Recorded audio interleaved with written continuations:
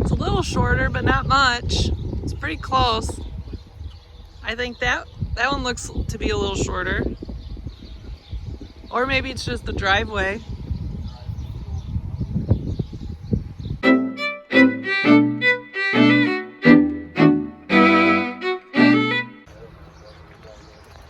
Oh, just learning about the new tractor.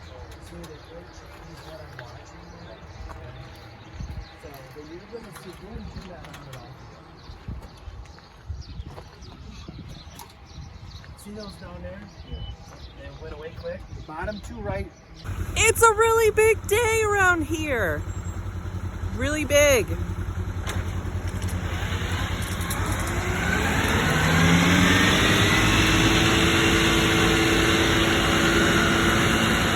Yeah. This is our hayfield. This is the hayfield that we've been following through planting, rock picking, all of those things. This is the field, and we're cutting it today. Today is July 2nd, and we are cutting this. We're doing all the rest of our second cutting hay too. So remember in my first video where I talked about it, we get multiple cuttings of hay in a year. It's like a lawn. It continues to grow even after you cut it. So we're doing second cutting, and we are doing our alfalfa, peas, and oats. So that is a really exciting day. So I'm gonna flip it over so you guys can kind of see it. So looking at it, we've been really dry. We have had hardly any rain in weeks. So we've had a few 100ths in like, I don't know, 2 or 3 weeks now. So you can see we do have some brown in here because there's some leaves that have started drying and dying. That happens. But overall, you can see, so here, this is a pea plant. You can see the little vines on them. They'll get little pods of peas. Broadleafs. These are the oats. The alfalfa is pretty little yet, which is what we expected. So here's, maybe that's not an alfalfa. Oh, there's a bitty alfalfa. So that's how it looks. Eric's out here cutting. It's like 90 some degrees out today, full sun. No rain in sight for like the next 2 weeks. So that's why we decided to cut a little earlier, because all it would do is, because of the heat and no rain, it would just continue to grow and go down in quality versus continuing to grow and adding quality when you're getting nice active rain. Alright, cutting one of the hay fields here, one of the alfalfa fields.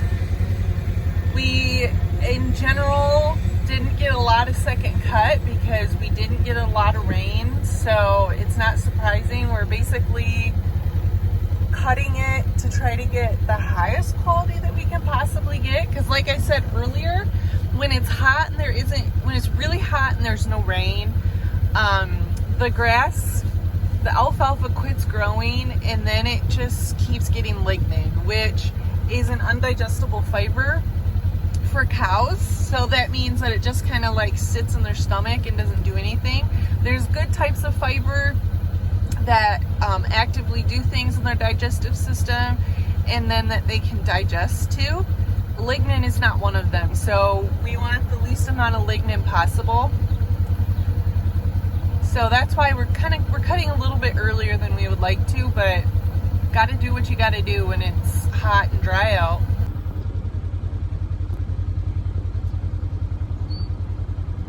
Here's the merger. This is the merger that I was talking about the last time, the self-propelled one, where they can pick up lots of rows, more rows at once. It's a really cool machine to watch work. I love to watch the oxbow, the self-propelled oxbow work. It's pretty awesome.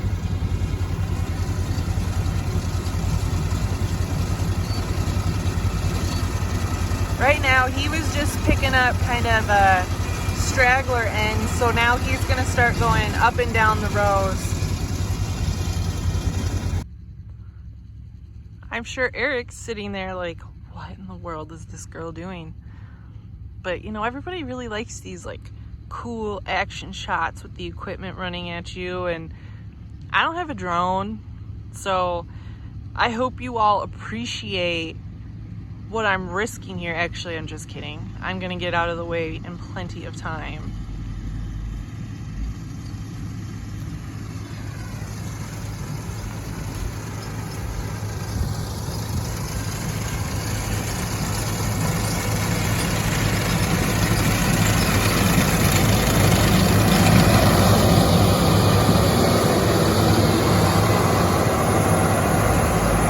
Our big struggle today is having the hay get too dry. Because we haven't had any rain in weeks, there's no moisture left in the ground. So once you cut it, the sun starts beating down on it, there's no residual moisture and the grass starts to dry out. And so that's a real issue.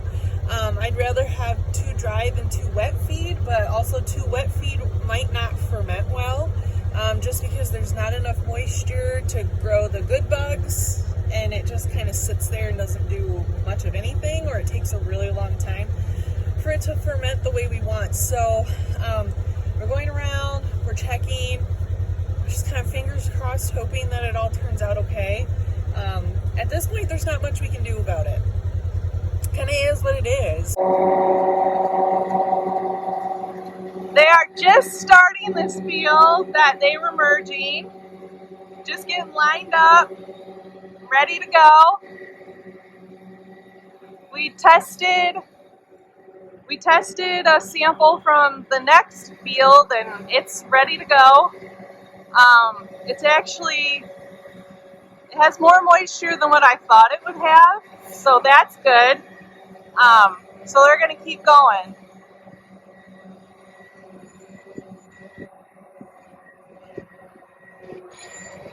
All right, there we go.